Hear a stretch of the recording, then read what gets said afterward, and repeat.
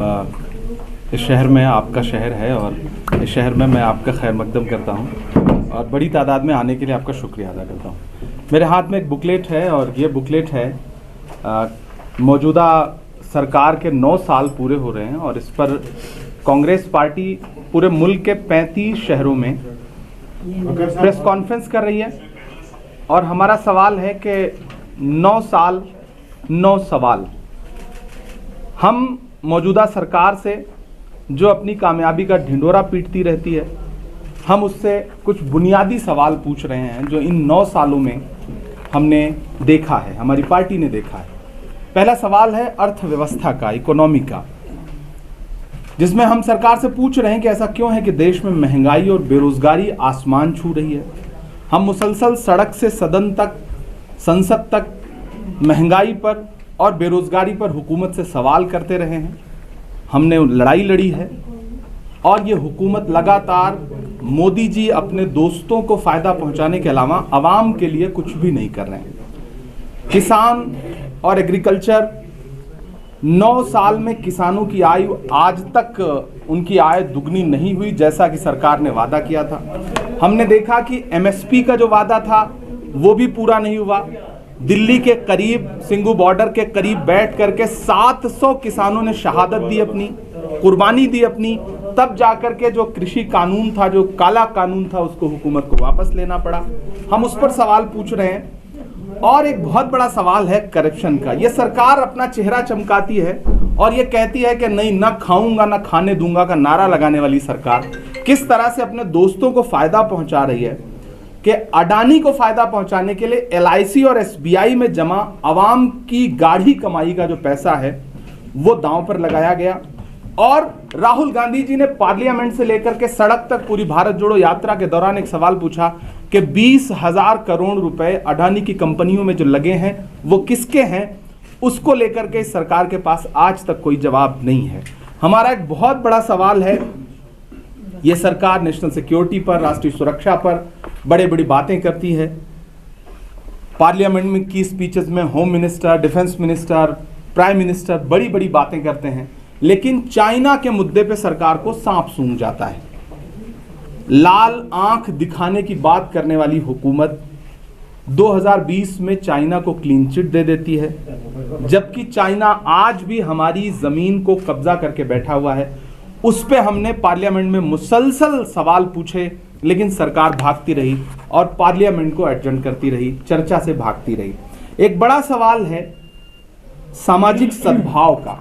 आप सब ने देखा, हालिया दिनों में कर्नाटक का इलेक्शन हो या उससे पहले के इलेक्शन हो, प्रधानमंत्री, गृह मंत्री, भारतीय जनता पार्टी के राष्ट्रीय अध्यक्ष JP नड्डा जी, इन सब के भाषण उठा करके देखेंगे तो प्राइम मिनिस्टर का जो मेयार है उस मेयार से बहुत नीचे उतर के उन्होंने मौजूदा वक्त में बातें की।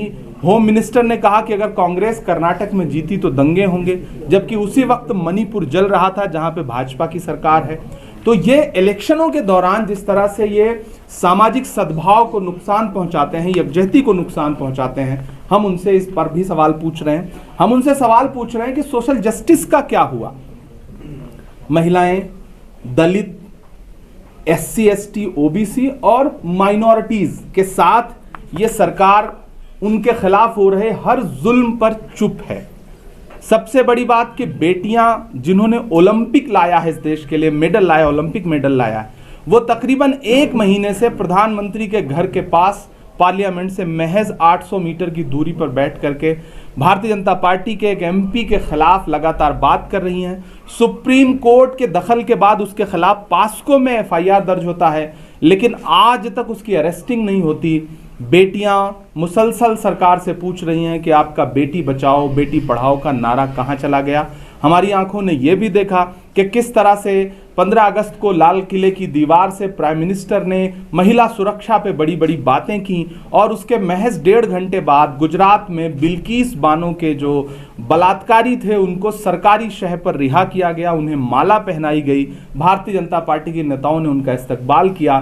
तो हम प्रधानमंत्री से पूछना चाहते हैं कि आपके बेटी बचाओ बेटी पढ़ाओ नारे की सच्चाई क्या है, आपके SC ST OBC को लेकर के आपके जो बड़े बड़े दावे हैं उसकी सच्चाई क्या है, उस पर जवाब दीजिए। हमारा एक बहुत बड़ा सवाल है कि जो लोकतांत्रिक संस्थाएं हैं उनको लेकर के किस तरह से ये हुकूमत अपोजिशन के नेताओं को कुचलने की कोशिश कर रही है। ईडी सीबीआई के जरिए विपक्ष के सारे लीडर्स को दबाया जा रहा है, उनकी आवाज़ को दबाने की कोशिश की जा रही है।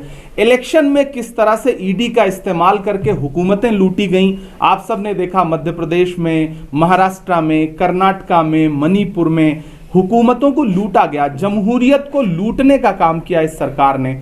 हम इस 9 साल के पूरे होने पर 9 सवालों में से एक सवाल इस हुकूमत से ये भी पूछ रहे हैं। हमारा एक बहुत बड़ा सवाल है कि सोशल वेलफेयर की जो आपकी स्कीम्स थी उसमें कटौती क्यों की आपने।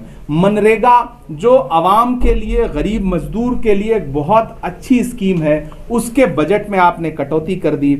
आदिवासी और गरीब और ज़रूरतमंद के सपनों को आप कुचल रहे हैं। और आखिरी सवाल हमारा जो बहुत अहम है वो है कि कोरोना मिसमैनेजमेंट में जहां 40 लाख लोग मारे गए इस मुल्क में सरकार के मिसमैनेजमेंट की वजह से, वहां पर आपने लोगों को, आपने देखा होगा, तस्वीरें देखी होंगी कि लाखों लाख लोग पलायन करने को मजबूर हुए, सड़कों पर पैदल हजारों हजार किलोमीटर चले, लेकिन हुकूमत के कान पर जूं नहीं रेंगी। ये हुकूमत सिर्फ थाली और ताली बजवाती रही, ये हुकूमत सिर्फ इवेंट करती रही, लोग मरते रहे, सेंट्रल विस्टा बनता रहा, आवाम मरती रही। ये हमारे 9 सवाल हैं जो हम इस हुकूमत से पूछ रहे हैं उनके 9 साल पूरे होने पर।